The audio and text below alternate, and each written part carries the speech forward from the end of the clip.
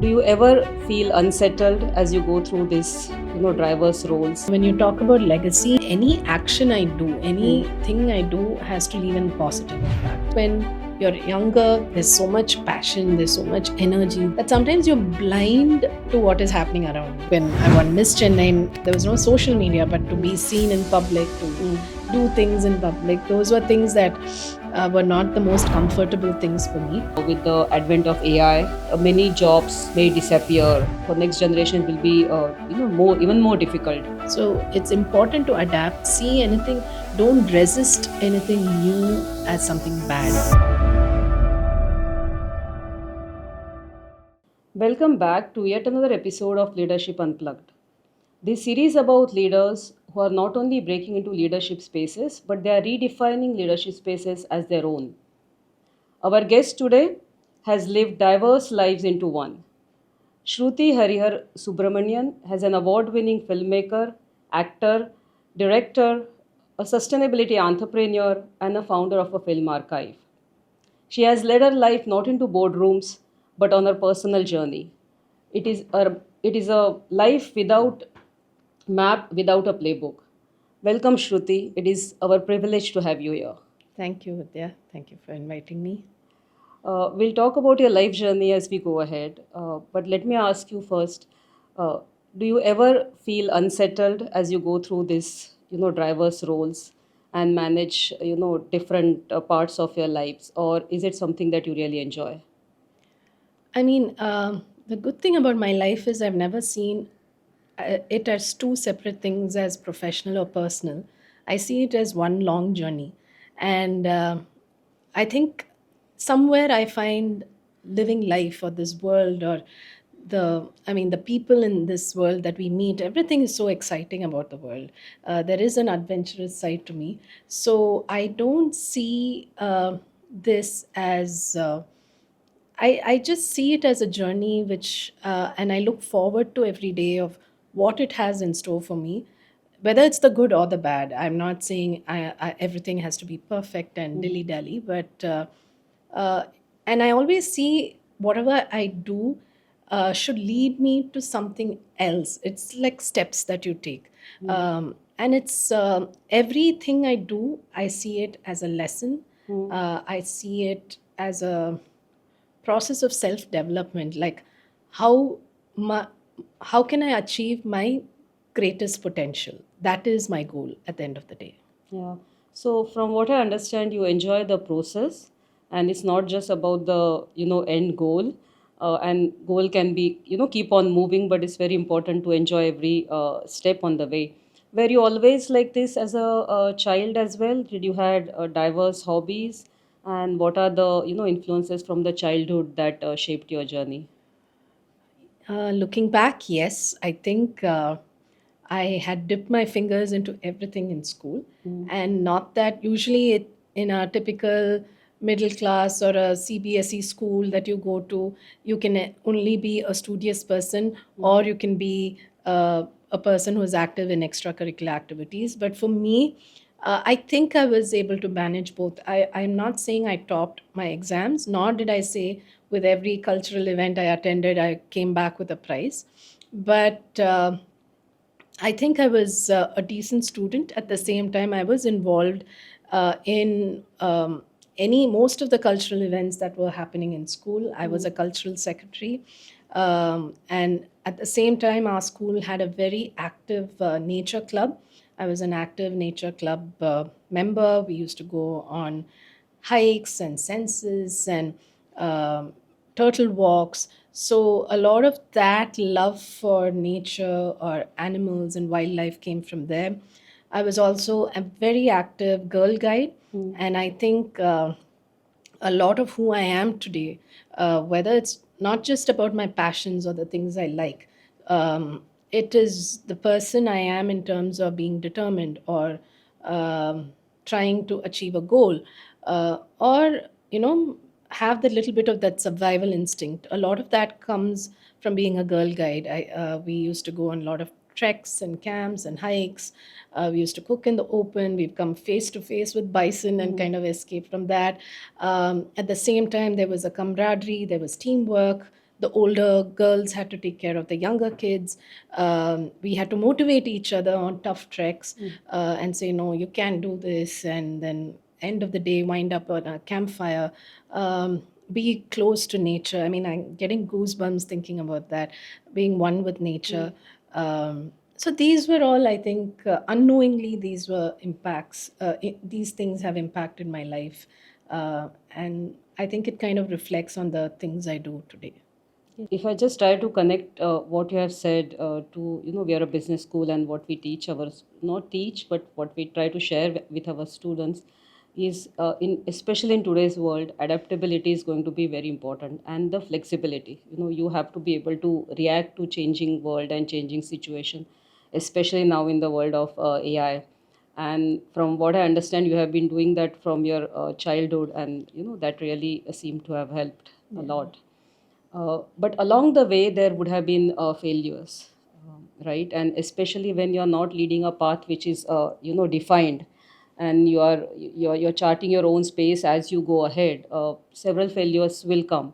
So, how do you deal with them, and what did you learn from them? Any specific instances that you would like to share?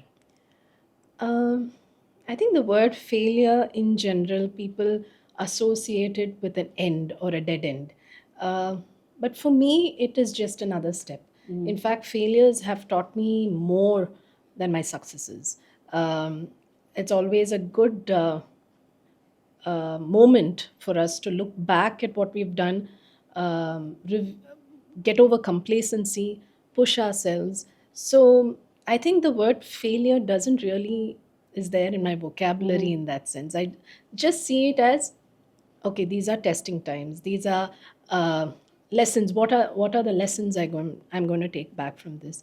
And there is a bit of I mean, the sense of jugaad, as they say. Okay, so this didn't work. What else can we do? And I think being a film director, that aspect is very strong, because you have a schedule, you have a plan, you go out for a shoot, and you have a full crew waiting there, and you're ready to shoot what you've planned, and then it starts raining. So what do you do? So you come up with some other plan, or change, tweak the scene, or edit like a dialogue to say, okay, oh, looks like it's going to rain, and shoot it that way. I mean, I think, and that's the joy about, hey, you know what, we got over this. And that's how you keep pushing your boundaries, I feel.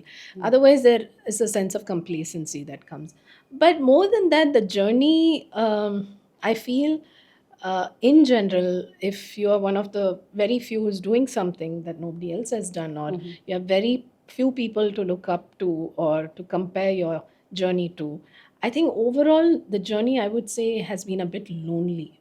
Whether it's the good or the bad side, because um, not everybody is thinking the way you're thinking, and you also don't want to go with the mob mentality. You're trying to do something different. So uh, whether it's failure or success, there is a sense of going on this journey alone. So sometimes you're like, oh, where is that one person who really gets what I'm doing? Or I really want a person like this who I can collaborate with and come up with something. So that aspect sometimes is the frustrating part. But I think very early in my professional journey, um, there was this one incident that I look back, which probably has impacted me. This was right after school. I had to apply.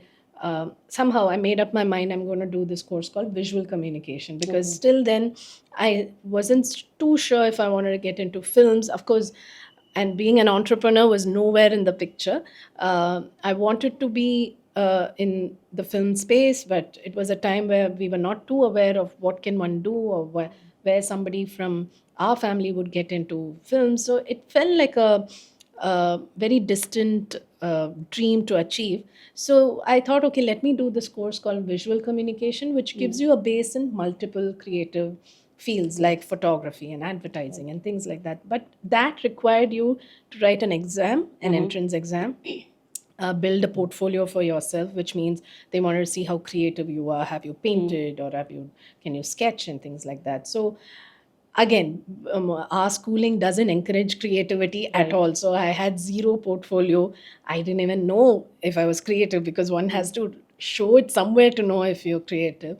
So I went to this summer course to, brush up my drawing skills or build my portfolio. And many girls from various schools had also come there to eventually write this entrance exam. And the first day I go, there are girls who come and then they just look at the still life, they sketch, and within like 15 minutes they're done and they've Absolutely. left.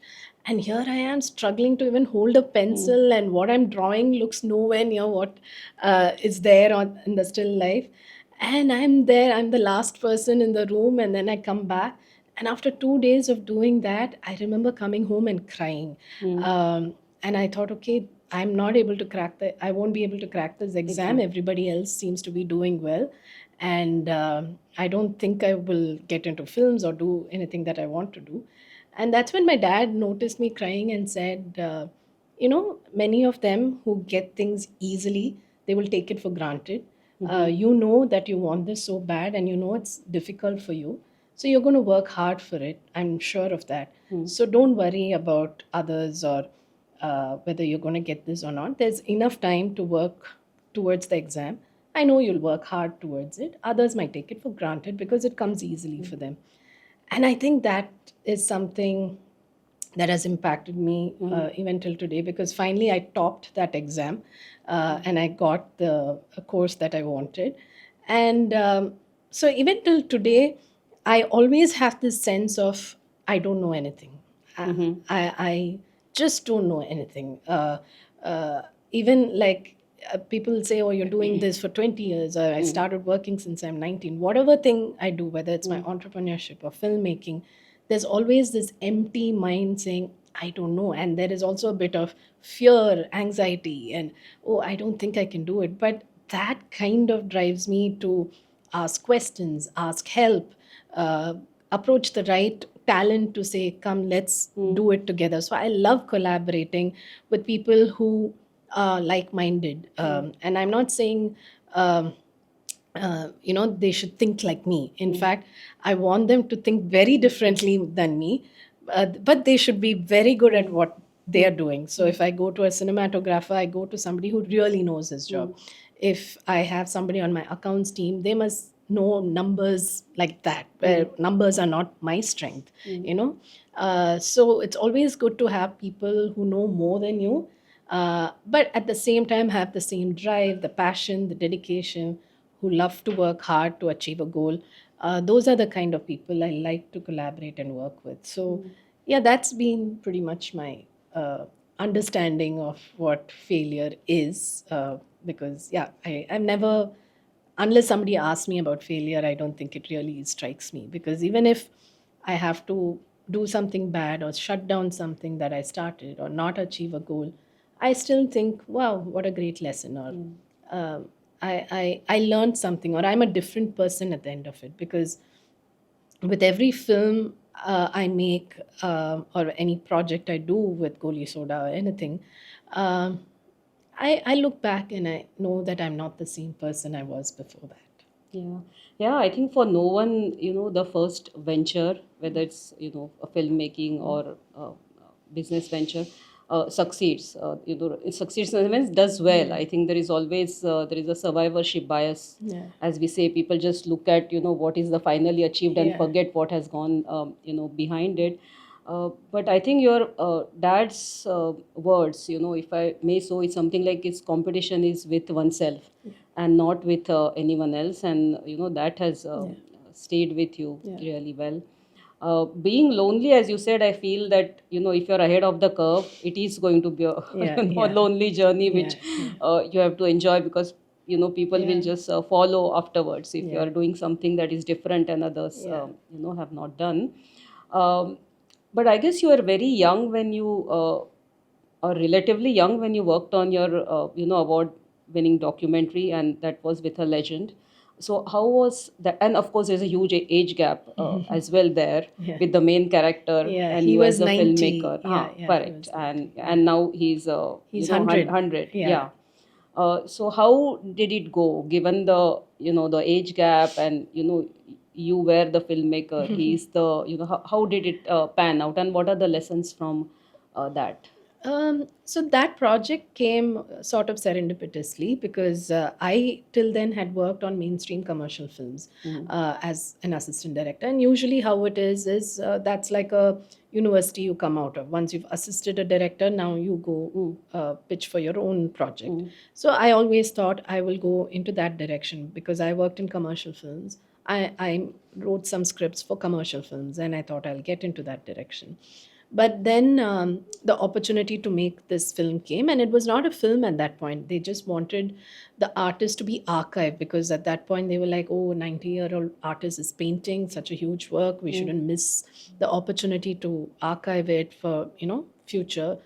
Just go and shoot it. So I just, so that was the time I was doing a lot of corporate films for my bread and butter. So I just took it up as another project for survival. But once I got there, and you're saying he's 90, an age gap, I mean, that's one thing that didn't even strike me. He was full of life. He had so many stories to say, and he was so eloquent. And for me, in fact, sometimes I also feel I get along better with older people. I think I'm an old soul in some ways. So, For our audience, can you just tell a little bit about the artist. artist? Yeah, so the artist, his name is Krishan Khanna. So he is one of the last living legends, artists, painters of that generation. So they were part of a group called the Progressive Artists.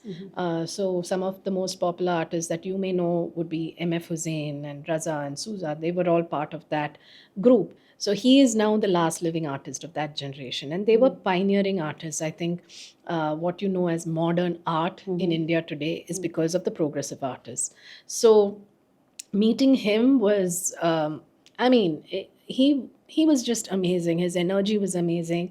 The stories he had, very cooperative. Like one would think, like if you have a huge crew like this coming into your house and with lights and everything, some might get intimidated or some might get irritated that their personal space is violated. But nothing of that happened. And after the first round of shoot, I realized it was okay. This is not going to be just an archival project because the stories this man is saying is so rare, and one could make a film out of it. Now, for me, because I worked in commercial, your so-called Bollywood films that one might understand, though I've seen a few documentaries and non-fiction films, I've never knew the process of making documentaries. So, yet again, I was in this process of unlearning everything, relearning, figuring out a language of my own in the documentary space. So, how does one approach a documentary? How does one edit it? How does one script it? Because everything about documentaries were different from the fiction films that I've made. So, that was a personal unlearning and learning experience. And with Kishan Khanna, it was just easy because I just had to say roll and he was narrating. So it was just a beautiful, beautiful experience, and the whole family welcomed me. And until then, to be honest, I had no idea of the artist himself because I was not too clued into art or artists. And at the end of the film, I was able to identify a Kishan Khanna painting, or I got to know him personally so well. And one of the most beautiful things I cherish is the handwritten letters that we were exchanging because our generation didn't experience much of that. We were into emails very soon in our school life. But with him, I had to buy nice stationery, and he was writing letters. I was replying to that, and I was updating him where the films were going because it did well. It went to multiple film festivals, it won 2 national awards. And I think from that film on, I got the identity as a filmmaker because until then, even when you're assisting a director, they don't take you seriously until you make your first film. Even so, now in India, people still see documentary filmmakers as not as serious as a filmmaker as your regular mainstream filmmaker. So even when I used to tell at that point, when I tell people, oh, I'm making a documentary film, some of them will say, okay, but when are you going to make a real film? So, Yeah. but I felt it gave me a identity as a Yeah. filmmaker. Yeah. I learned a lot about, because it was sort of an indie film, because we were producing ourselves and we had to figure out the marketing of the Mm. film, PR, promotions. So it was like I was all roped in one, but it was good lesson Mm. beyond just filmmaking. Mm. I also knew it was not enough just to make a film. Mm. You need to know how to sell it, market it, push it at festivals, and yeah, so it was a great learning experience. So maybe that was unknowingly your first entrepreneurial venture, because you did all sorts of, right, as you're saying, right from marketing, Yeah, yeah. everything on your own. So a Yes. startup which, all rolled, roles rolled into No, that's one. why I say, people Uh, say, oh, you're a filmmaker, you're an entrepreneur. How do you manage these two different things? I say, I don't see any difference, yeah. because the things I do as a filmmaker, the things I do as an Hmm. entrepreneur, it pretty much, it feels Yeah. just the Hmm. medium as a different medium, Right. but the process is more or less the same. You have to be Right. creative, you have to put a team together, you need to know your marketing, you need to budget, timelines to stick, so many things. And even as a director, the creativity part is very small, Hmm. but especially when you're on a set, you're managing people's egos, Hmm. like things like I have to wait, okay, if my DOP is getting hungry, okay, it's not a good sign, okay, when is the food arriving, plan up to that minute detail. Hmm. So I honestly don't see the two process very different, I think you have already, told us 4 or 5 key things that any startup Yeah. entrepreneur, needs to remember and handle. But yeah, I think from what you have said, learning and skilling and unlearning Yeah. and lifelong learning, Oh, whatever we yeah. say, that is a process that all of us Yeah. must continue. But since you mentioned the handwritten letters, I just finished a course teaching here in Great Lakes, and I was such pleasantly surprised. At the end of the course, a girl came forward and handed me a letter, and it was, I thought it's a printout or something. It's a handwritten Oh, letter, and I was beautiful. amazed at this. In this generation, this student is writing hand Lovely. letters. So as you have said, you have kept it carefully. I'm going to Yes. keep this, Yes. letter very, very Yeah, yeah. It has carefully, a very special, because all of us are yeah. just on emails and things like Yeah. that on WhatsApp, and we hardly And write. emoticons and And yeah. and the student also has added, by the way, ma'am, it's not from ChatGPT. Oh, uh, yeah. you know No one has to say so that as well. yeah, that also we have to add nowadays. um, uh, During your filmmaking, early filmmaking days, you got to work also with very famous names, or they assisted you in whichever way, maybe it, Mani Ratnam, maybe it AR Rahman. What were their leadership styles, or how did they differ, or no, there are any observations Oh, there, how? wow. There's so much. There's so much one can learn. With Rahman sir, um, his love for collaboration. Mm-hmm. Um, like, especially the first time when I met, obviously, oh my God, he's like a god for me, and a award winner, Oscar winner, international star, and here is this man, like, he didn't even, at that point I was almost like a first time filmmaker, and he was like, he had confidence in me. He said, I know you'll do it. And there was no airs, like Mm-hmm. sometimes you work with some stars and they would just put up their price for the sake of putting up their price. But here was a man who would do anything for the final product Mm-hmm. to be the best. Mm-hmm. And he's not going to look whether you're a first timer or you're a senior person. He loves to collaborate to come up with something new, and he's always excited with coming up with something new. Mm-hmm. And I think the whole series we did, Harmony with AR Rahman, that would have been one of the first of its kind, Mm-hmm. for web series, and even for somebody like Mr. Rahman. He's done all sorts of things, but to be almost like a host of a show and jam with other musicians, travel across India, these were something new for him. And um, you could see, like, even he was kind of stepping out of his comfort zone. Mm-hmm. You knew he there were a little, doubts and hesitation with himself, like, how do I look, or how do I do this?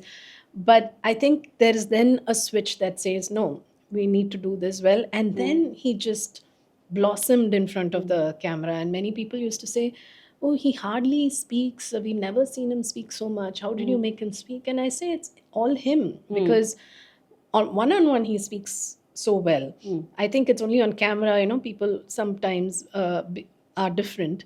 And but he knew if he had to play this role, he had to fully get into it. So that is something I really admired with him. Absolutely no ego. And there was another thing towards the end of while we were finishing the project. I was under great pressure of deadlines, and we had to release it on August 15th, and there was pressure of deadlines, and there were a lot of iterations going back and forth. And I was under stress, and of course, one has to deliver a good product. But I had the comfort of him also saying that, don't be too worried about these things. At the end of the day, what matters is putting out a good product. Because if you rush and do something half-hearted or shabby, it become and you put it out, it's no more your product, it becomes the public's product. You can't recall Right, that after right. that. So right now it's yours. Right now, make sure it's come out the way you want before you give it out, because there's no looking back after that. And I think that's a great lesson, and that's how he's able to deliver such good quality material even after, like, I don't know, 30-35 years of being in the industry. With Manisa, he is. I think that aura about him is like amazing. Like, you feel every time you're going to a nice school principal or a father figure. Everybody feels like that about him at office. He too loves collaboration. He knows to identify the right talent. He knows how to extract it out of that person. Like, you yourself might not be sure that you can do this, but he will be able to see that in you. Because even when he called me to do the promos for PS1 and 2, that was something I've never done before. I was doing long format documentaries and series. But he said, and I was not too clued into social media trends and things like that. This, I thought, required that. And he said, no, I saw harmony, I saw the quality you brought in it. So I want you to do it. I know you can do it. And this is the thing, I know you can do it. Everything ends with, I know you can do it. And he'll keep pushing you till he knows he's gotten the best. And he has a lovely way of doing that. Like, the feedback he gives, it's not very intimidating, or you don't feel like, oh my god, why is he making me feel so small or something. He actually puts it in such a lovely way where you feel, oh man, why didn't I think of that? Oh, okay, let me give. You feel like you want to give the best to this man. It's like, I want to give him the best. I want to give him what he wants, kind of thing. So he kind of motivates people that way. At the same time, he likes to, chat with you, like, get to know you after office hours, just to know where you're coming from, your story, what is it that you've done. So that's the wonderful thing about him, how he's able to identify talents and get out of it. And there's never um, uh, it's never insulting. It's never. He always makes you feel good at the end of the day. But at the same time, he's not just being nice all the time. If something is really bad, or if something's really not good, he or somebody's not doing their job right, he will be patient. But there have been times I've heard, thankfully not me, that they've got some good earful, but in the next few seconds he is back to normal and putting his arms around their shoulders and going on. So with him, he's a true leader. I think running, how to run an office, how to divide work, a lot of those things working with him, I learned.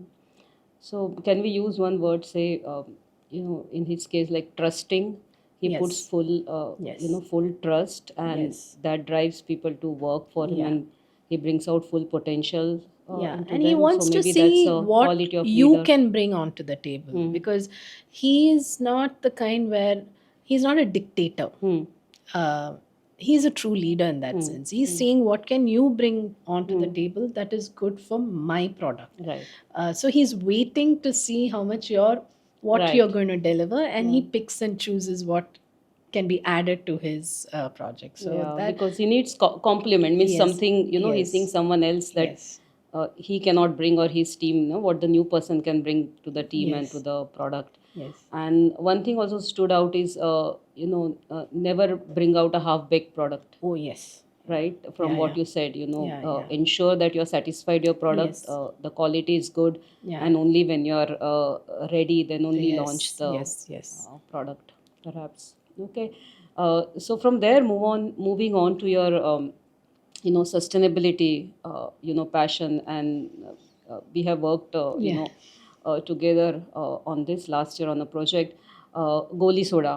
Yeah. um, how did that happen? And from what I understand now, it is of course likely to be extension of your own self, Yeah. and not something which suddenly came out of No. blue, that there Yeah. is the sustainability bandwagon going on and I'm going to go on that. Yeah. It's not going to be like that, of course, but can you just explain to us how did that happen? So, as you said, rightfully said, it's so much part of me. It is something like if I didn't do, I feel I have not done my duty to the planet or something like that. Because, as I said, growing up, I was always very close to nature. I Hmm. feel I was the happiest being one with nature. And living in, visiting my grandparents in Kerala, that kind of lifestyle of in a village, swimming in the river, having a cow at home, and rarely using soaps. My grandmother will just give me some powder from the kitchen and say, have your bath with this, or we would pluck leaves and use that as Hmm. shampoo. So that kind of living happened when I was growing up and being close to nature. So, in fact, during high school, I thought I would take up a uh, environmental course. Hmm.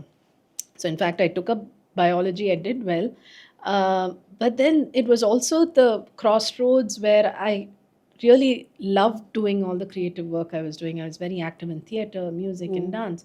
So it was that choice that most students had to take.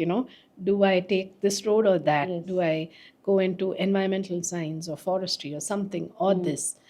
In fact, briefly, I wanted to be a vet as well, and then I realized I had to study as much as a doctor and dissect. I think that was So not for better not me. go that way. But I realized I was seeing a lot of people who are extremely talented, even in our own family. But once they take up a professional course, this side, somehow they lose touch with their talents, or Hmm. their. It's always seen as a hobby and Hmm. never a career. So that kind of scared me. Oh my God, like, will I be so engrossed in my work that I won't Hmm. have time to be creative?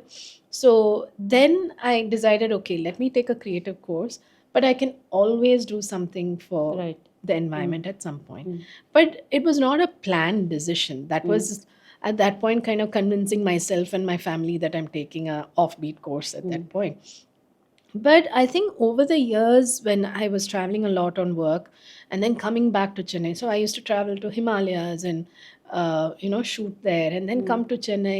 I see these overflowing dustbins, and it really bothered me. And like everybody, I was bothered, and one would say, "Okay, oh, what is a corporation doing? What is the government doing?"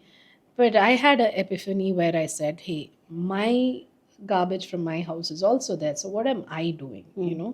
And it was a major shift within me. And I Hmm. said, okay, I'm going to start growing vegetables on my terrace. Again, everybody's like, you can grow vegetables on your terrace. And this was a time when rooftop gardening was not as Body. popular. Hmm. So I called a friend of mine. I mean, we all know the theory put a seed, plant grows, but there was that Yeah. inertia that I was talking about. So the person came, showed how it can be done. And few of my friends said, hey, can we also come see? So that began one of our first workshops that we did for Goli Soda. Meanwhile, I went hunting for a compost pot. I heard that one can compost even in an apartment with these pots. And I drove all the way to Bangalore for something else. I picked up these pots because it was available there, and I brought to Chennai. Again, a friend said, hey, I was also looking for this pot. It's not available in Chennai. Next time, please. Or why don't you just keep it Hmm. a few extra with you? I'll come pick it up. And then it struck me, what if your next door store, instead of selling your chemical based or environmentally harmful products, what if my store next to my house was selling eco-friendly products, Yeah. and I took the effort to research because I wanted to do it. Not everybody might have the time or energy to do it, so maybe I can use my skills, my knowledge, and give a platform for many brands at that point who were selling such products. So that was the beginning of Goli Soda, which was more like a mom and pop store, physical store. Then, okay, then it was me again, not satisfied with it. I wanted to do more. But that, because we had a physical store, it also gave us an opportunity to do a lot of workshops and talks and demos, and because many of them were still very new to the concept of sustainability. The word was not even used Right. much. It was more eco-friendly then. This was back in 2013, the Okay. store started then. So people were using only the word eco-friendly. Right. Or I was having upcycled products there, and they were correcting me saying, "You mean recycled, right?" I said, "No, there's a concept called upcycle." So I felt that people needed education, and only then they would probably realize the importance of the products I'm selling. So we had a little community forming through our workshops and events. This was all pre-Insta years. Um, but I felt it was, why not reach out to a wider audience? Why limit it to just Chennai? That's when we went online completely. 2015, we went online. But even then, at that point, we were selling other brands. We were helping them market their brands, because most of them came from small rural areas. At that point, logistical partners were not reaching out to tier 2 cities or rural areas. So we, being in Chennai, we were stocking them, we were distributing. But it's only in 2021 that we came into this proper startup mode, where we decided, okay, now we'll just focus on our own manufactured products, because now brands know how to sell. There are enough, logistics partner, enough other platforms supporting them. So 2021, we became a private limited company, and we started selling our own products across. Right now, we are available in 60 platforms. But then again, when we were developing our own product, we were trying to see how are we different from other brands, because by then, there were a lot more sustainable brands coming into the market, especially post COVID. The awareness was a lot more, which helped us in many ways. Right. But there's also issues of greenwashing, which we'll talk about Yeah. separately. That's a whole big Indeed. chapter Yes. to talk about. But sustainability was something everybody was talking about. People are getting conscious. So more brands were coming in. So what was our differentiator? So we started bringing our products in bar formats wherever we could, because we felt, so things like our shampoo bar is our hero product. That's our highest selling product. Why bars? Because we felt bars take up less water during manufacturing and during usage.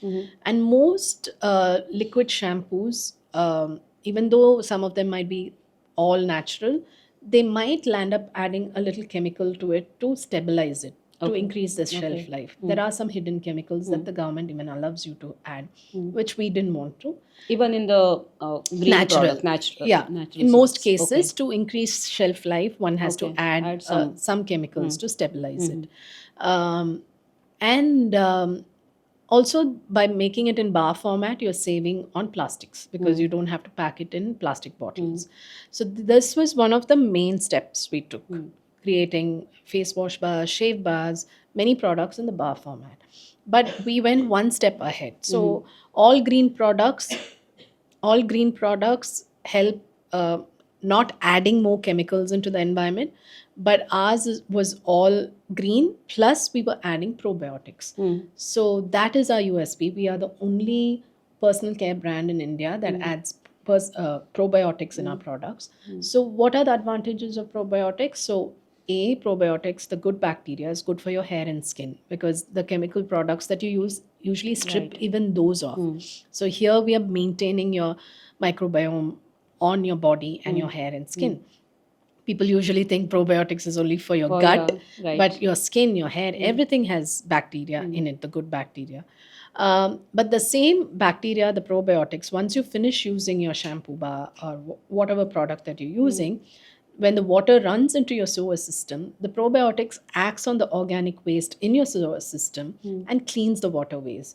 So what we tell people is the more you use our product, you're actually helping clean our waterways. Right. So that's where we are right now as Goli Soda. And of course, everybody will ask me this question, why the name Goli Soda? I can clear it up now right here. Yes, I think let us do We that. are not a drink brand. Yes. We And you are. do not sell any beverages, Yeah, so we then do. why Yes. Goli Soda? So, Maybe for the current generation, just explain what Goli Soda oh, also yeah. So that is also is. part of my narrative. Yes. So Goli Soda is a drink. Usually, it's a bottle. Goli means marble, and the marble kind of traps the carbonized water or the drink that is stored in the bottle, glass bottle, and you have to pop the marble to drink your drink. Right. So this was a very unique thing of most of. I mean, we were probably one of the last of the generations who saw that. Again, because I was visiting my grandparents in Kerala, so I was able to experience that. But it was more common in a generation before us. So why Goli Soda? 2-3 reasons. One, when we started our mom and pop store, we wanted a quirky name. We wanted a fun name because at that point, when people felt all the eco-friendly brands, or if people said eco-friendly, one can only think of brown kurta and one jhola, and Yeah. so we wanted to make it fun and quirky and say, hey, you can dress up as fun as you want, or you can live a fun lifestyle just like any other young Right. kid. You don't have to be in khadi or something like that. I think that's very important, Yes. to attract the, younger audience. It has to be appealing, it has to be Yes. catchy. Yes. And we Quirky. were also at that point very, very sure just because we were eco friendly or sustainable, we shouldn't have any excuses or saying, because we used to sometimes get vendors or brands coming and saying, but eco friendly, this is all it can do or something like that. And we didn't want that. We wanted to compete with any other mainstream brand, because ultimately consumer is going to use it. They have to feel good about using your Right. product. Yeah. They can't say, I'm not 100% happy, but what to do, it's eco-friendly. Yeah. I don't want it. I want people to give excuses. So we wanted to compete with any. So that was also the time there were brands like Chumbak and things like that who were fun and quirky, having a very Indian identity to their designs. So we wanted to be like one of them in that sense, have a fun name. So Goli Soda, the word came up like that. Secondly, of course, because I said it's the soda, whatever is bottled in this glass bottle. Once you use, usually you have to return it to the store. So reuse. Yeah, so the store kind of washes it and refills it and serves it to the next customer. So it's a great example of reuse.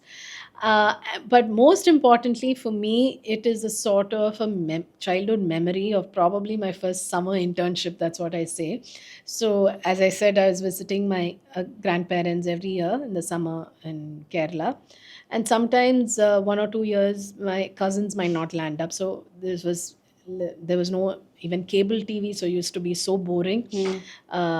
So there was this little, we call it tea kada, like a small shop opposite my grandparents' house. So I used to just sit with him to spend my day, just seeing the customers coming and what he's selling, and like somebody will pick up one toffee or one biscuit, but he was the best lime soda maker in town. Okay. And that soda came out of a Goli soda. So I used to help him open the bottles to serve the customers. So it was a lovely memory I had. So it's like I keep telling that would have been my unpaid first summer internship. And yeah, so that's why the name Goli Soda. And it kind of stuck around even later once we started manufacturing our product. So, and now, as I say, the keyword of Goli Soda shampoo bar is very popular. So it's, now it's stuck on to us for a while. Yeah, this is a good example of, why we try to tell students don't always look for very high paying internships. Internship is an internship, and you will use the learning, further down the line very much. But what I can see that is the, power of observation. you observed very early on, maybe in 2012, 13, when you started the brand, that there is a need for that product, and not many similar product exist. You also saw a need for an aggregator. Yeah. I suppose you are a kind of aggregator where you are selling on your platforms products Yeah. of other companies where they had nowhere to sell. And of course now we have big aggregators, Yes. but maybe you are sort of first aggregator in this space, and then you have evolved and moved on to become another first by using probiotic. So always trying to be Yeah. innovative, and staying ahead is it's very important for any entrepreneur. But in this journey, as as you're going somewhere, you mentioned about social media when you're talking, Yeah. right? How important is visibility to a leader, for a as a leader, but also as a brand, as a product, and how did you go about it? Means, was there a switch at one point where realizing that Oh, yeah. we must do the social media marketing, or how are you approaching it Oh now? God.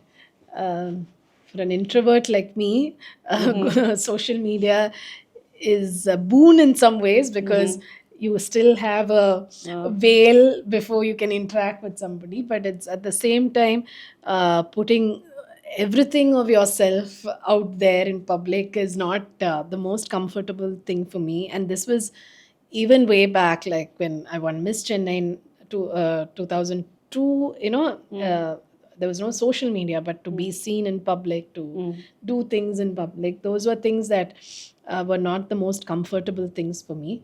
Uh, but yeah, never say never. mm, Always try to find a balance where you're still comfortable, but you're still coming up with the trends. Because definitely more than for my personal branding, because I, at the end of the day, I still believe, okay, if my work speaks, that's enough. I don't really have to tom myself much about it. But as a FMCG brand owner, mm, or as a person who makes films and you want people to come watch it, at that point it becomes a very important mm, thing. Because I still remember when Harmony with A.R. Rahman was released, I was still not on Instagram. I find mm, it very, I mean, I still find social media distracting. It mm, takes away from the focus of, I mean, it's like I'm driving and I'm looking at the road, but social media is like all the billboards that's hitting me and distracting me. I still feel like that about social media, but when Harmony was released, everybody is like, you have to have an Insta account. You have to tell yeah. people you made it. You have to tell people to come watch it. So that's when I opened my Insta account first. Um, and then over time, it's again having an FMCG brand now. And the thing is, I love social media for how it's democratized Right. businesses Mm, and mm, people and creative people. mm, Like earlier, one had to depend on some big label or a big producer or somebody to get your break or something. right. Yeah. Here, Or I'm shelf space, amazed, or and yeah, amazed mm, at some of the great ideas that are coming through social media. No qualms, nobody is waiting for somebody to give a break. mm, mm, You're your own boss, mm, and I love that about it. And it there is no differentiation. It's not like only urban people can right. put out Mm, something, or a person from a certain financial background. It's mm, like democratized it for everybody and mm, anybody, and I mm, love that about it. So because of that, many other small brands like ours have also started the founders are now talking on social media. They're putting themselves out there. So I was under a lot of pressure to put myself out there as well to talk about my brand, because I always felt, okay, if my brand page is doing well, if my brand is talking, people like our product, shouldn't that be enough? But of course, there's thing called competition, mm, survival. mm. As I said, at that point when we were one of the earliest sustainable brands, Mm, it was actually a breeze. I mean, mm, we didn't have to do much. As I said, our little community, they themselves spoke about it. right. But now there's so much Com- competition. One has to make sure that our customers are not greenwashed by other brands.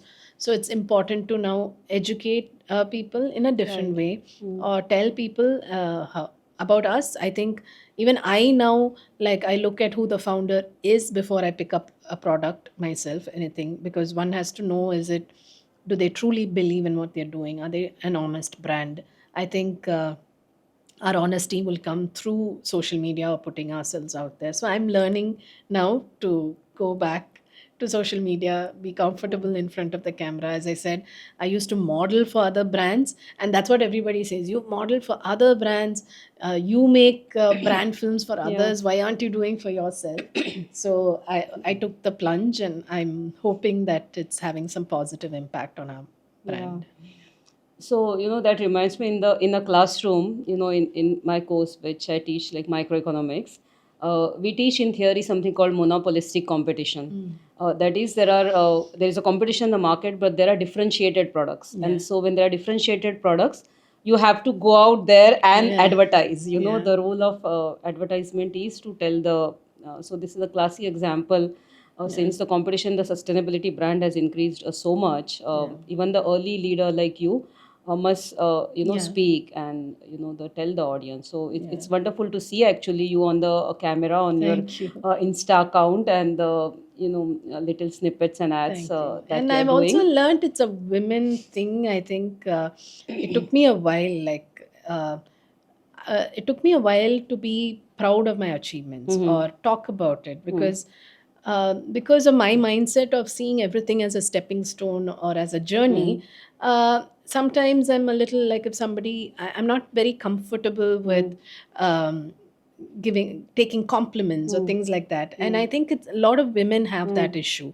So even talking about ourselves, and sometimes one would think, oh, am I being vain, or am I you Yeah, know achievements. Talking about yeah. our own achievements, we But I generally don't think do. it is again a personal lesson I'm telling myself. It's okay to talk about what you've done. You have worked hard for this.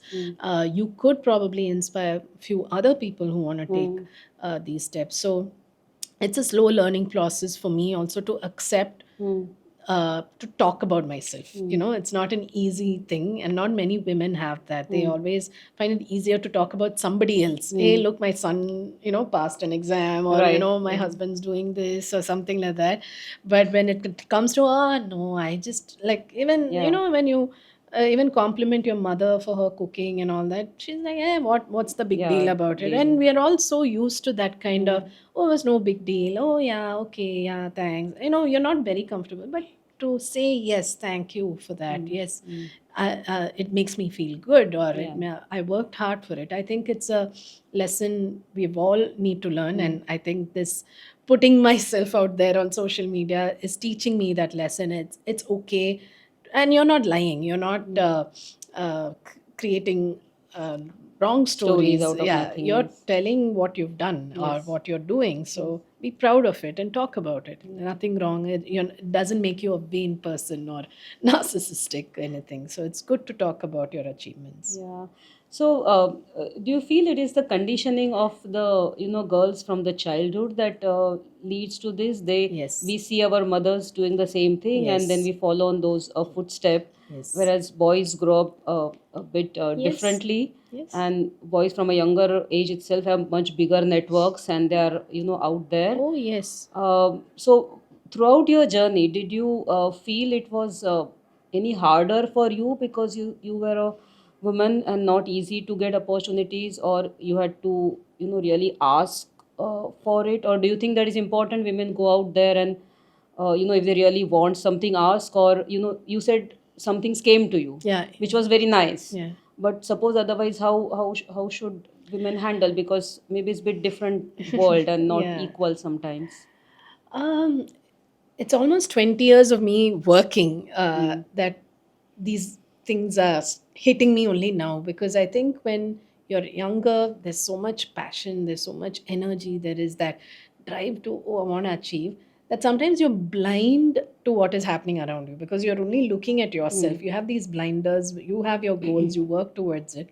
You sometimes don't realize the environment or what is creating that thing for you to work so hard. Mm. Uh, for example, I always say, so I was working on this film as an assistant director. We were traveling, the whole team, crew. It was a big budget Telugu film. We were traveling across India, shooting for months. I was away from home for almost 6 months or so. So once we were shooting in Kerala, close to my uncle and aunt's place, so they came to visit us at the shoot. Mm. And it's only then my aunt is looking around and took me aside and she said, "You're the only girl on set." No. Mm. And I then looked around. I was like, oh my God, for 6 months I'm traveling with this team, and it didn't even strike me because I was There's so just much focused focus. on my work. And it's the same, even in Harmony. There is a picture with me with the crew, Rahman sir and the producers, the rest of the crew, and all that. And that came in the press. And again, somebody said, amazing to see this woman in the center, and you are handling this team. And again I was like, oh, I didn't even realize that. But now that, okay, now things, you're older, you're now a mother to another girl, my daughter, you start seeing things differently, and you realize, yes, we women have this habit of trying to be inconspicuous, try to make ourselves look small, even however big we've done something. We're like, ah, no, it's okay, yeah, it happened, thank you. Or you want to be the good girl everywhere. That good girl mentality is so ingrained in you. uh, you can't be loud, you have to be quiet, so many such things. I'm not saying it's good or right or wrong, but it is about using those skills or tools where it's required. Right. So as I said, and we women always have, again, it's only after I became a mother these things strikes, because that is when the real juggle happens, taking those call professional or personal. Women, I say, can't ever have it all. It's always like you let go of something to have something else, but you can't have it all. And I don't see a major lifestyle change or a emotional change in most men, even after they become fathers. Or I mean, they might be fathers to 2 children or 3 children, but it's not like they have to, oh my God, would this affect my career, should I take a break? So many things. That mental space that also takes up for women is so much more than what men have to go through. And we also have this whole sacrificial mentality, oh, pehle aap kha lo, then I'll eat, and not because we are being this thing. It's like, okay, there's only little rice, okay, you guys finish it, I'll manage with the vegetables. We are always trying to fix things, we are always trying to uh, see others mental. I know so many women, like even in our own office, I sometimes yell at some of my colleagues because they are running around pillar to post for their in-laws' health, their husband's health, or the kids' schooling. And I'm like, have you gone for your annual medical checkup? And then they're like, no, it's very expensive. I don't have the time. There is always an excuse where you put yourself last. Yeah. It might be the most important thing more. And you look back, there are so many women who their health have taken a toll because they're not having the time to rest. So many things. I think now when I look back, women, it's not that easy for women. And I realize women in any profession, we land up working a little bit harder than the men to prove what is probably a little more easy. It might be a small job, but women have to, ensure we don't make a single mistake, or this has to be perfect, because we don't want anybody to say, oh, you don't know your job. And yeah, I've faced it a lot. Like even when I go for shoots, um, I go for recce's or shoots, I go with my DOP, who's a man, and immediately people run to him thinking he's DOP a is? Sorry. the director of photography, the Okay. cinematographer. Okay. So many of them will run to him first thinking he's the director. Sir, abhi kya shoot karenge, what are we shooting now? And he'll be like, ask ma'am. And then like, oh, okay ma'am, okay. Sometimes I just let it be, I don't correct people. I like to play along with them, because some of them will still think I'm continuing to be an assistant. I'm not grown up to be the director yet, because there will be some lightman who was there in my shoot when I was an assistant. He'll be like, okay, which department are you from? I said, I'm the director of the film. So there are certain perceptions, but I don't, sometimes I don't want to waste my energy trying to Right. prove a point and say, I still believe where it's necessary, you stand up. Otherwise, I think your work will speak for itself. Right. Such a coincidence. We are working on a study currently about women's health and this whole issue of sacrifice. Oh, yeah. And women don't even realize, they don't even consider it as a sacrifice. That Yeah. is one thing. That is what that is how it should be. It's I'm not sacrificing anything. Yeah. Yeah. Um, and many women that we have interviewed, they essentially get into some sort of correcting their diet only when some health issue Yes.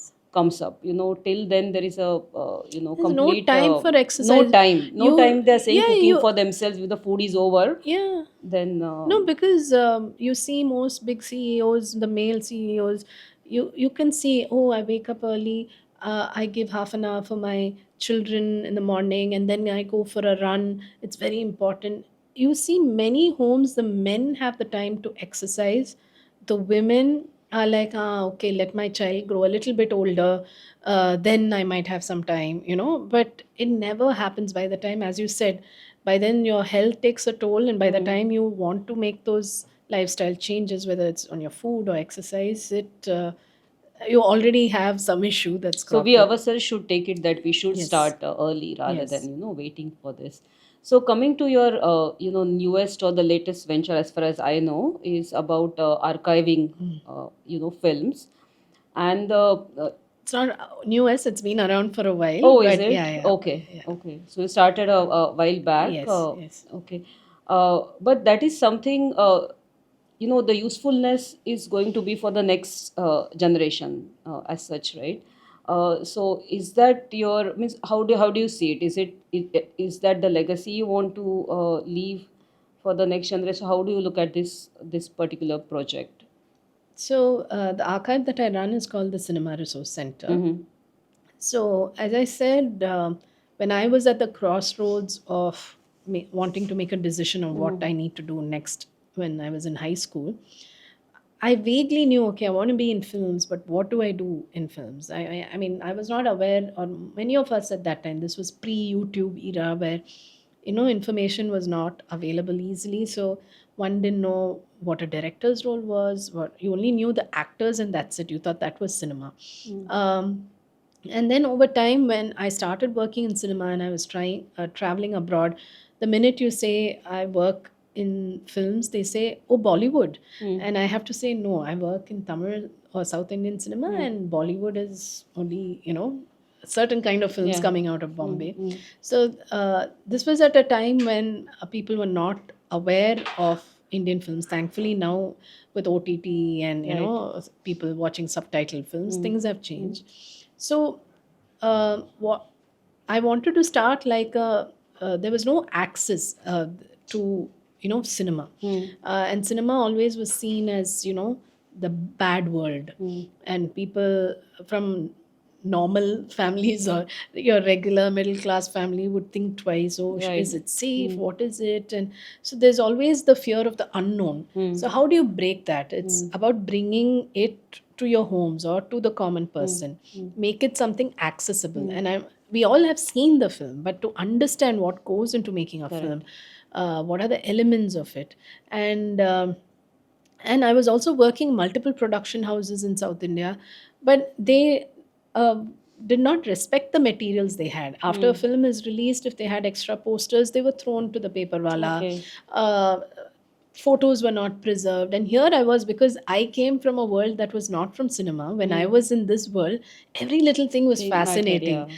Oh Mm. my god, you have this picture, and they'll be like, yeah, it's okay, if you want, you take it. Mm. So every little thing was so exciting for Mm. me, and I wanted to share it with everybody. So Mm. it actually started off with my own personal Mm. collection of Mm. film memorabilia. But over time, it grew. Mm. And then, yeah, so I felt, let's put it in an archive, so where it has access, it's accessible to people. So we have many PhD students and people researching on a particular filmmaker or a type of films. They contact us Mm. to have, or people who are writing books and they might not have the material for research or even pictures to put up in their books. So they reach out to us and we share the material. So right now it's a completely, it's a trust that we run. It's running out of passion and the love for films. And we love it when people sitting in the US or Canada come and say, we've searched all over for these things, and especially in India, at least some universities save some materials there, Hmm. but India, we ourselves are not respecting our own Right. culture or Hmm. material. And Hmm. this is not just cinema, I think it happens in every Correct. cultural Hmm. space, where Hmm. even buildings or whatever, we don't like to preserve. Hmm. We like to sometimes destroy, or we Yeah. have this fascination for glossy new things. Right. So people say, "Oh, thank God we found you. We've not been able to get the materials," and we share with them, and it's helped a lot of research papers come out Hmm. through our archive. And we used to have film screenings also at our location. Hmm. We get the director, we have discussions on the film. But I think post COVID and with OTT being popular, where most films are now available, we've not really ventured into that. But ultimately, the aim is to have like a museum, an Hmm. interactive space Hmm. for children and everybody to come and Hmm. understand what goes behind. And many of the things are outdated also. So things like the concept of lobby cards, these were these photographs that were put in the lobby of the theater with Okay. the scenes of the film, Mm-hmm. so that when you come to the theater you get a sense of what the film is going to be. Uh-huh. But those kind of things are now not seen in Hmm. theaters Hmm. nowadays, so we have a whole bunch of such material. So many things, or the idea of songbooks, the Mm-hmm. lyrics of the songs were Song. made into books for each Okay. films. Hmm. So that concept Disappeared is now. Hmm. disappeared. So there's so many things that, and being paper, most of them, crumble easily or they Hmm. get destroyed easily. So yeah, so these are some of the things that we do. But yeah, for me it is about, when you talk about legacy, I think any action I do, Hmm. anything I do has to leave a positive impact. Hmm. So even Hmm. that's why I've been choosy about the kind of films I do, or the Right. kind of even entrepreneurship I've taken up. I feel one has to always have a positive impact Hmm. on a generation or the society or the environment, because I feel strongly that we have been blessed to be born as humans in the first place. Hmm. We've been given so many skills and abilities that no other living creature can. And so Hmm. there must be a purpose for us being born on this planet. So always do something that has a positive impact, and nothing like if it ages better as it grows older, also. Yeah. Nothing like it. So, in fact, ideally whatever you do, if it's timeless, nothing like it. So rather than just looking at trends and things disappearing or forgotten in a few months or weeks, rather create something that generations later can also experience it, so you kind of live on even after you're gone, kind of thing, through your work that you've done. Yeah. Shruti, we just spoke about your, different ventures and different experiences, and how you moved from, one kind of role to another kind of role, but everything, together. Um, and as you said, there is a purpose in everything that you do. There is lots of passion, as I can see, and passion to create a positive impact in whatever you do. So this itself is a very big learning for this generation. But now, compared to when we grew up, now the world is changing much faster. Means we know now people saying that, or we have some evidence also now with the advent of AI tools and things like that. Many jobs may disappear, and it for next generation will be more even more difficult. Uh, so what is the, what would you want to tell them, or what is that one skill or couple of skills, or how should they navigate this future which is even more uncertain now? I don't think the current generation needs any advice, Hmm. or I'm not sure if they'll take it, because they're very But maybe we yeah. can take it as even for ourselves Yeah, the that's world is changing, yeah, so we'll yeah. have No, to no. So change. I think world always has been changing. Right. Um, AI is probably making it change faster in Mm. some ways, Mm. but we've always changed. From a certain economy, we've become industrialized, and then so on and so forth. In fact, just yesterday I read somewhere that. Because of industrialization, the Renaissance concept was Mm. it died. Mm. And during Renaissance, because people were allowed to be creative a lot more, they could be anything they wanted. So Mm. you had Leonardo being an artist and an inventor. Right. But I think industrialization made people hyper focused or skilled or specialized. Specialized. So the creativity part died. So people were not able to explore other sides of their creativity or whatever skills they had. So I read that now with AI, uh, I think it's sort of a new kind of renaissance where people can be whatever they want, have multiple skills at the same time, and be good at it. And I believe in that strongly because I am a case of that, because people always ask, oh, you're this and that and all that. And why not? It is, I find it as a mode of expression. It doesn't matter what medium you use. So I think the people who've always survived through these changes, and I also see like Mr. Rahman or Mr. Mani Ratnam so closely. What made them survive in so many years? Many their people from their generation of directors or musicians have not lasted that long.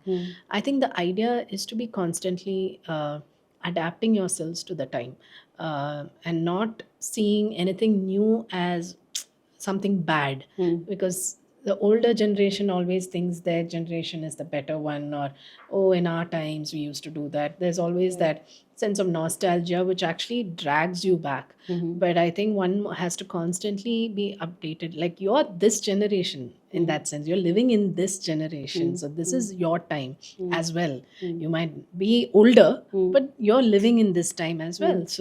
So it's important to adapt, see anything, don't resist anything new as something bad.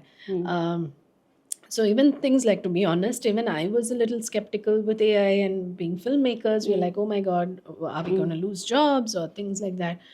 But then I said, no, let's not be skeptical about it. Let's not think, oh, this is something bad. And I did an AI course, and it actually opened my mind and said, okay, this is yet another tool. And I don't have to be specialized in this tool, but I now know how it works. And let's see, like, make use of somebody else, like anything else we do. As I said, cinematographer, my graphic designer, it's not like I'm holding the camera.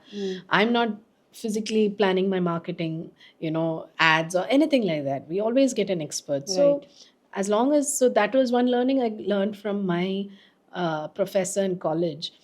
We had to do some of these mundane exercises, graphic design exercises. Like, we had to just draw line after line after line. It was like almost like imposition and most mundane. And we were then saying, oh, in this day and age of computer graphics, why are we doing that? So she said something interesting, which again I take back with me. She said, uh, you don't have to be an expert in it. Just know what goes into it. You should know what goes into it, so that when you employ somebody who's doing that particular job, you'll know how to extract the work out of them. Or they can get away by saying, no, ma'am, this is not possible in this. But if you're aware of what software or something can be done, you don't need to know exactly how, but you'll say, no, I know it can, change the background in a few clicks. So there are people who like to get away by saying, no, man, this is only so much we can do. So it's always good to be aware and learn things, but you don't have to be an expert in it. You can always find an expert to execute it. So I think adaptability is something very, very important, even as humans or man, or we all survived the COVID. Oh my God, like, to think of it, it was truly a survival of the fittest in that sense. And in my own personal journey, another thing I see is some people say, oh, you've got opportunities, you're lucky, or people kind of uh, use these words. Sometimes it's hurtful because I know how hard I worked for it. But I think then I look back and I say, uh, one has to be aware of opportunities that's coming your way, because many don't even realize there's an opportunity there. They don't see it. Notice the opportunity that's in front of you, and once you get it, hold on to it tight. Don't let go of it. Work hard towards it, and then make the best use of it. I think many people, they do have opportunities, but there's always some excuse that comes up, or they say, no, this is not for me, or no, I can't do it, or something or the other. So I think it's also very important, and that's what I love about this generation. They whatever opportunity they get, they're open to taking it up. But at the end of the day, no matter what generation, no matter how much technology is going to do our work, I think I'm a strong advocate for hard work. I think there's no substitute for that.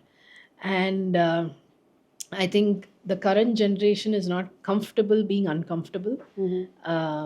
In any place where it requires growth, or you're one of the few doing it, and it's like a seed. You put a seed in a soil, it has to break out of its shell, it has to break through the soil, put up with the heat and the rain to survive. The sapling has to survive. It's similarly the same with us. There were many times when I was very tempted to say, no, I can't do this. I'm giving up. But I think that is your call to push yourself more, because the minute you feel uncomfortable, there are so many people say, oh, I can't do this. I think I'll stop my job, or I'm not, oh, I need my my personal and professional life, work life balance, and all those things. But I think without being a little uncomfortable, it's very hard to push yourself and stand out. I think, because even till today, I see, and it's not like I'm glorifying being overworking or something like that. I have my fun times as well, but I think the kind of focus, like even till today, I see Manisha in office, even on a Sunday, work or no work, he's there. At least just for an hour, and then he goes for his golf or something, But a discipline and that hard work, there's no replacement for that. Yeah, indeed. And I think, as you're saying, like, work can be fun. Yeah. Work is fun. Then there is, we don't think then that much about, work-life balance. If Yeah. we can make our, work fun. Yeah. But what you said about, grabbing the opportunity, understanding that opportunity is standing there, and, grabbing it, and, doing getting most out of it, is very important. Uh, it has been a wonderful conversation, Shruti, for you. me. I have learned so much from what we have shared. Uh, I see that there'll be many more Shrutis going ahead, and why I feel that is because uh, in this generation, no one is likely to be able to hold one job for life. Because the nature of jobs and occupations, uh, for you, it was not a forceful change. It Yeah. was your passion, and then you evolved that way. But for the current generation, it is, they will something that they will have to get used to it. You will have to move on to from one work to another work, every few years, because there is not going to be a lifelong work or a job or a company that's possible. So I think we'll have many more Shrutis, if not on their own, but they will have to adapt, and have to go through what you have gone through. So you have led path ahead of everyone. So thanks a lot for coming on the podcast and sharing your journey. Thank you for inviting me. I yeah. really enjoyed this. Sometimes when it's only when somebody asks us questions that you yourself start looking into yourself, because some things you just take it for granted, or it's just part of your journey. But this is a good moment for us to also pause and look back at my own life. So thank you for that. Thank you. So thank you, audience, for viewing this episode. I hope you enjoyed it as much as we enjoyed this conversation, and we will soon come back with another episode of Leadership Unplugged. Thank you.